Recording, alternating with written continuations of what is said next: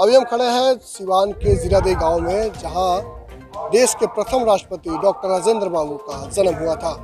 आज उनकी 58वीं पुण्यतिथि है। इस अवसर पर हम उनके गाँव आए हैं और तस्वीरों के माध्यम से दिखा रहे हैं कि यहाँ किस तरह के कार्यक्रम का आयोजन हो रहा है, कौन कौन लोग आए और कौन कौन लोग आज बाबू को भूल चुके हैं। इन्हीं सारी बातों पर आज बात करेंगे। गांव के कुछ लोग हैं, वरिष्ठ पत्रकार भी हैं, उनसे बात करेंगे। हमारे साथ गांव के एक हैं, इनसे हम बात करते हैं कि आज बाबू की पुण्यतिथि है, क्या कहना चाहेंगे आप? अच्छा, मैं इसी गांव का रहने वाला हूं। मेरा नाम बालदेव भक्त पड़ता है। मैं पेशे से एक प्राइवेट शिक्षक हूं। राजेंद्र बाबू को 3 दिसंबर को लोग याद करते हैं और 28 फरवरी 1963 का जो पुण्यतिथि पर। बाकी दिनों राजेंद्र बाबू को सभी भूल जाते हैं। यहाँ तक यहाँ की सरकार भी इसमें रुचि नहीं ले रही थी। मैं उस समय भी देखा, ये आप देख रहे हैं जो एजुकेशन डिपार्टमेंट, ये बहुत बड़े एक जो चंद्रशेखर जी जो थे उनकी देन है ये, और प्रशासन से कोई सहयोग नहीं मिलता है। यहाँ हम लोग जो देख रहे हैं ये हमारे यहाँ के जो लाल बाबू जी हैं, उन्होंने अपने तरफ से तैयार किया है। और विकास के नाम पर तो यहाँ कुछ हुआ ही नहीं। सिर्फ विकास की राजनीति लोग लेकर के बड़े बड़े वक्ता आए, बहुत आए, विद्वान आते हैं, अपनी रोटी सेक कर चले जाते हैं और राजेंद्र बाबू की तुलना करते हैं लोग, लेकिन राजेंद्र बाबू की तरह पर चलते नहीं हैं। मैं यही कह रहा हूँ, बहुत तरह की जयंती। मैं ये जानना चाहता हूँ कि जिस तरह जयंती पर हजारों की संख्या में लोग आते हैं, बाबू को याद करते हैं, लेकिन पुण्यतिथि पर क्या होता है? पुण्यतिथि पर क्या देख ही रहे हैं आप? पुण्यतिथि पर वही है, सब लोग मंच पर जाने के उतारू हैं, लेकिन मंच से क्या बोल रहे हैं ये भी सोचना चाहिए। हमारे साथ सिवान के वरिष्ठ पत्रकार मृत्युंजय सिंह जी, जिस तरह से बाबू की जयंती मनाई जाती है, या बाबू का ये गांव है, पैतृक गांव है, बाबू ने जन्म लिया था, लेकिन पुण्यतिथि पर देखा जाता है कि अक्सर लोग भूल जाते हैं, लोग आ नहीं पाते हैं। क्या कहना चाहेंगे आप? जी देखिए, जिस तरह से देश के प्रथम राष्ट्रपति थे डॉक्टर राजेंद्र प्रसाद, उनका पैतृक गांव जीरादेई में, तो जयंती हो या उनकी पुण्यतिथि हो, एक कार्यक्रम होना चाहिए। और जो एक विकास, जैसे मान लीजिए प्रथम राष्ट्रपति है तो कुछ विकास होनी चाहिए, जो पर्यटक स्थल बगल में घोषित कर देगा उसका विस्तार हो, माने एक अलग इस जीरादेई का नाम मानचित्र में हो। उसकी आवश्यकता है कि कहीं ना कहीं इसको उतना विकास कर दिया जाए कि इस जो प्रथम राष्ट्रपति थे, जो उनका कुछ सपना था जो अधूरा है, उसको पूरा किया जा सके। लेकिन देखा जाता है कि जिस तरह से 3 दिसंबर को सरकारी कार्यक्रम आयोजित होते हैं, लेकिन 28 फरवरी को लोग भूल जाते हैं।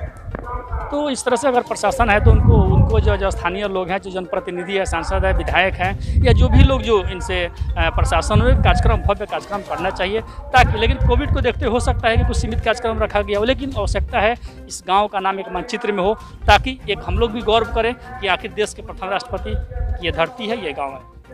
अभी हमारे साथ मौजूद है, हम बात करेंगे, चूँकि जिस तरह से बाबू की जयंती होती है, उस अवसर पर गांव को विकसित करने के कई तरह के दावे किए जाते हैं।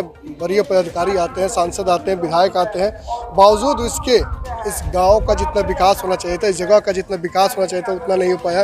इन्हीं बातों पर बात करें महात्मा भाई से। महात्मा भाई जी, आज बाबू की पुण्यतिथि है, क्या कहना चाहेंगे आप?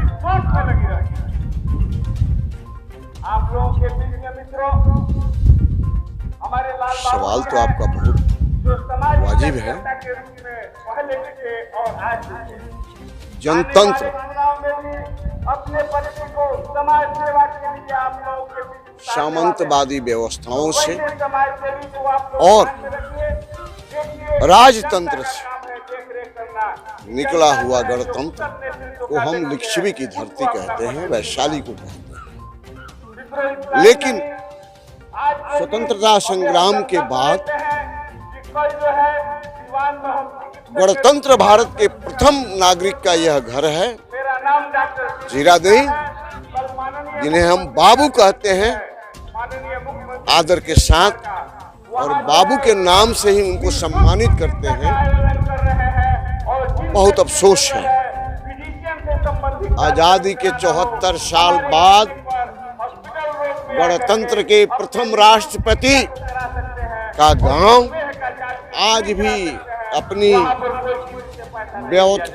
व्यथा से दूर नहीं हुआ। ये कहने में हमको सोचना पड़ता है। मेरे मन में आया, जिस समय लालू प्रसाद यादव बिहार के मुख्यमंत्री थे और आतंक की साया थी, इस जिले में, तो मेरे मन में आया, क्योंकि उससे 1 साल पहले मैं बांस घाट पर गया था, राजेंद्र बाबू की मूर्ति पर कुछ मित्र लेके गए थे। तो हमने कहा कि ना मेरे लिए दिल्ली जरूरी है, ना हमारे लिए पटना जरूरी है, हमारे लिए तो हमारी ही धरती जरूरी है। इसलिए मैंने पुण्यतिथि मनाने का प्रयास किया। आज 23 साल हो गए। इस पुण्यतिथि की एक स्वरूप मैंने खींचा और भरसक प्रयास करते हैं कि इस जिले के जितने गणमान्य लोग हैं उन्हें संवाद दी जाती है। अब तो टेलीफोन की सिस्टम है, सूचना दी जाती है कि आए और कम से कम अपनी धरती, अपने अभिभावक, अपने आजाद शत्रु के प्रति 2 श्रद्धा के फूल तो अर्पित कर सके। इसलिए मैंने इस कार्यक्रम को, लेकिन देखा जाता है कि अक्सर लोग भूल जाते हैं पुण्यतिथि। ये तो सवाल भाई आपने बड़ा तीखा किया है, तो जवाब भी तो तीखा ही होगा।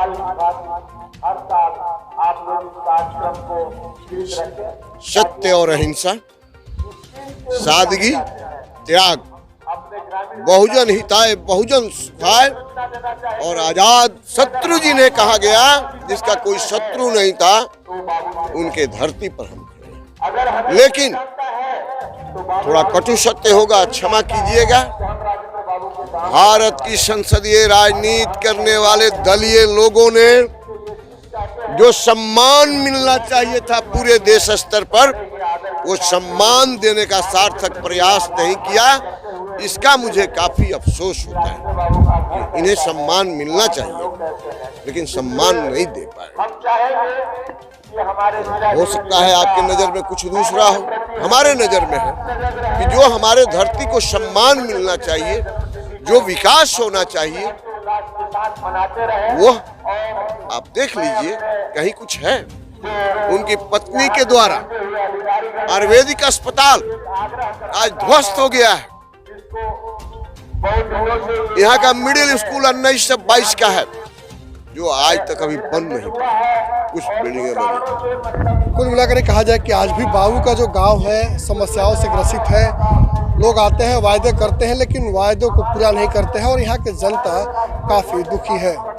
बाबू की पुण्यतिथि पे हम उनके गांव आए थे और यहाँ की तस्वीरें दिखा रहे हैं, लोगों की भावनाओं से आपको अवगत करा रहे हैं। ज़रूरी है लोगों की भावनाओं को समझने का और व्यवस्था को दुरुस्त करने का। मणिकांत, दर्शन न्यूज़, सिवान।